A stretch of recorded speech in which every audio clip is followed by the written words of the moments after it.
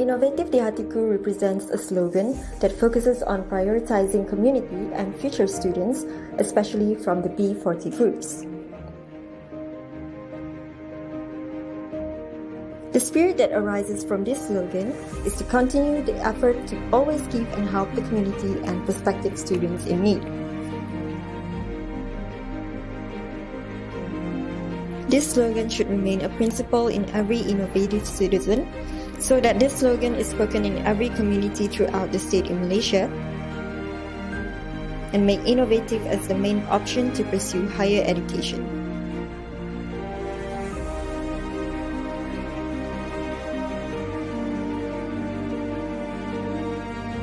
Inovatif di hatiku. Inovatif di hatiku. Inovatif di hatiku. Inovatif di hatiku. Innovative di hatiku.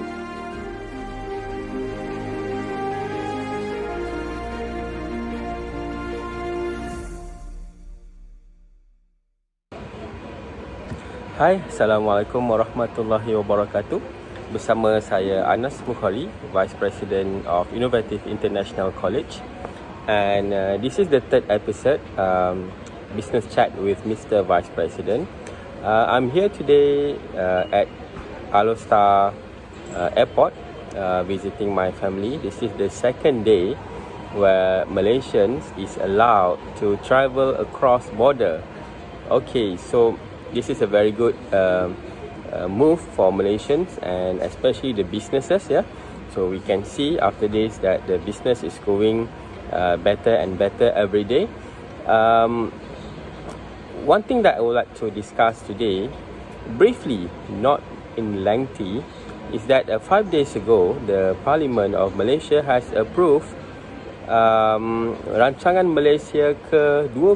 Yeah, a lot of people did not pay attention to all the discussion in the Parliament related to this RMK 12. Because we feel that, you know, maybe it is not related to us, you know, maybe it is just for the big businesses. Yeah, maybe that information is not relevant to our daily life. I don't know.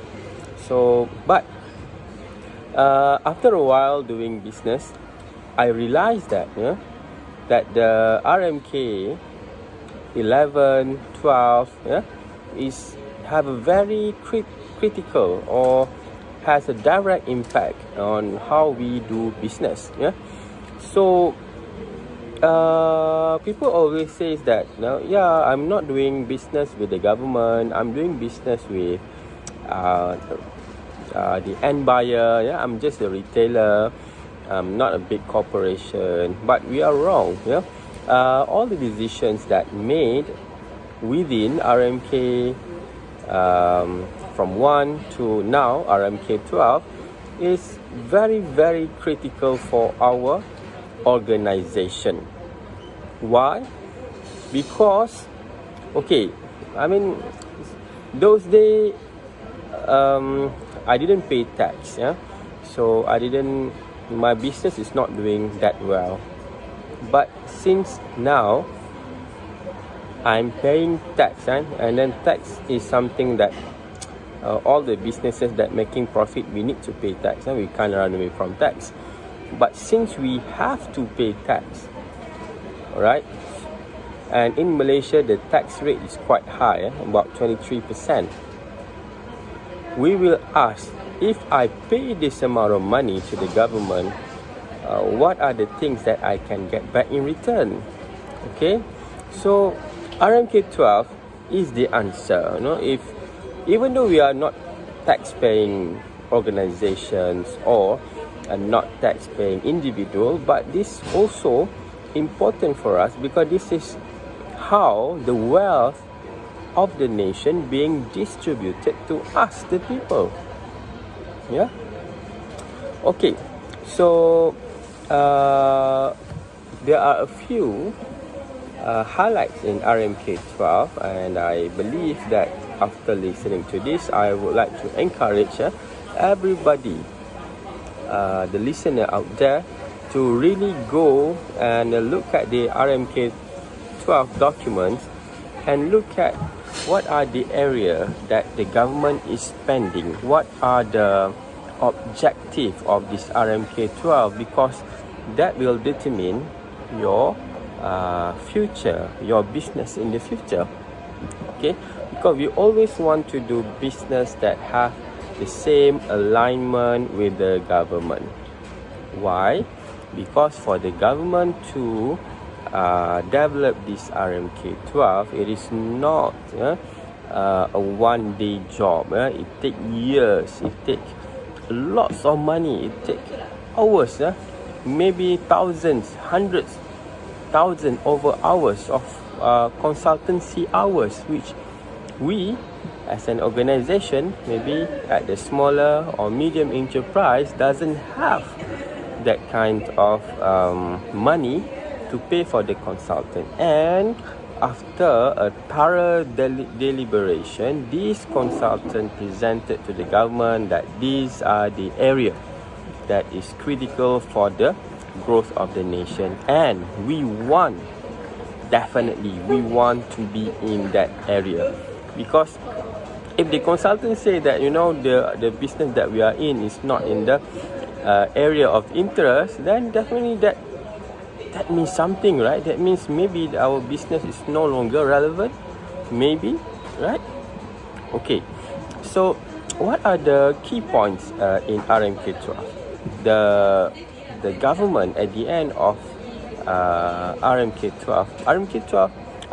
is a 5 years planning, yeah. So we have a yearly budget, and we also have every 5-year budget, what we call Rancangan Malaysia, yeah. RMK 12 stand for Rancangan Malaysia ke-12, yeah. Okay, so one of the objective of this RMK 12 is to make sure that keluarga Malaysia at the end of the RMK 12 is earning a minimum around 10,000 ringgit a month. Okay, so that is actually a good thing. Okay, alright, so that means all the government budget money, a few hundred billions, will be invested to make sure that at the end of these 5 years, keluarga Malaysia bring back or get or earn about 10,000 ringgit a month. Yeah? So it can be strengthening of the education system, it can be strengthening of the economy structure. So the strategy is varies. Yeah? Okay, so we as a businessman, we need to study RMK 12 and we must align our business strategy alongside this RMK12. Okay, for example, so one of the things being discussed is to privatize certain GLCs, which is not in a strategic area or not within the government's interest in the strategic area. So that means there is an opportunity for us as a public to go and pitch to the government that, okay, this GLC is not in your strategic area as per your RMK12 document. So can you sell that companies to me? Or can I take over the operation of this GLC? Yep. So that is what people been doing. Yeah. So this is very critical, especially for the businessman, and this also will determine, okay, what kind of grant will be available in the future. For example, one of the way, I think one of the area that the government wanted to focus on is the digital economy. So I believe there will be a lots of grant, soft loan available in the area if you want to digitalize your businesses. Okay, so these are the things that we need to move along this way of thinking, along with the government way of spending money, to make sure that our businesses is actually in the right area. Okay, is in the right direction, because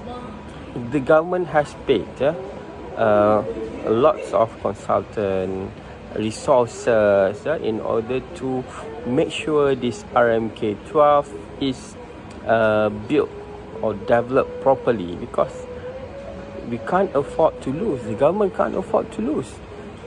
The government can't afford to make the mistake this time. So this plan has to be done perfectly.